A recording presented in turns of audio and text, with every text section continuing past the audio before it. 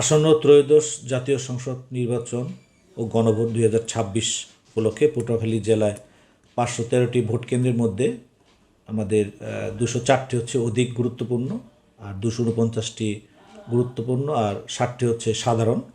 এর মধ্যে যেগুলো অধিক গুরুত্বপূর্ণ সেগুলোর প্রতি আমাদের এক্সট্রা ডেপ্লয়মেন্ট এবং নজরদারি রয়েছে। আমরা পটুয়াখালী জেলা পুলিশ আগামী 12 তারিখ নির্বাচনের জন্য সম্পূর্ণভাবে প্রস্তুত। আমাদের যার যেখানে ডিউটি পড়েছে আমরা অলরেডি সেটা ডেপ্লয়মেন্ট, আমাদের প্ল্যান অলরেডি আমরা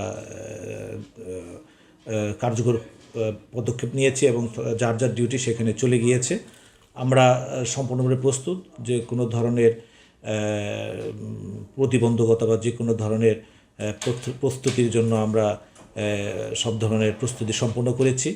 আমরা পুলিশের পাশাপাশি army, BGB, RAB, Ansar, coast guard, নৌবাহিনী সকলের সাথে সমন্বয় সাধন করে আমরা সমন্বয় মিটিং করেছি, যাতে করে নির্বাচনটা সুষ্ঠু, অবাধ এবং নিরপেক্ষ এবং উৎসবমুখর পরিবেশে আমরা আয়োজন করতে পারি। আমাদের এবারে আমরা প্রমাণ করব যে পুলিশ সহ সকল নিরাপত্তা বাহিনী অত্যন্ত নিরপেক্ষতার সহিত এই নির্বাচনটা সম্পন্ন করতে পেরেছে। আমরা যার যার অবস্থান থেকে সর্বোচ্চ চেষ্টা করব কোনো ধরনের নাশকতা, প্রতিবন্ধকতা অথবা কোনো ধরনের দুষ্কৃতিকারী যাতে কোনো ধরনের সমস্যার সৃষ্টি করতে না পারে, এজন্য আমরা সম্পূর্ণভাবে প্রস্তুত।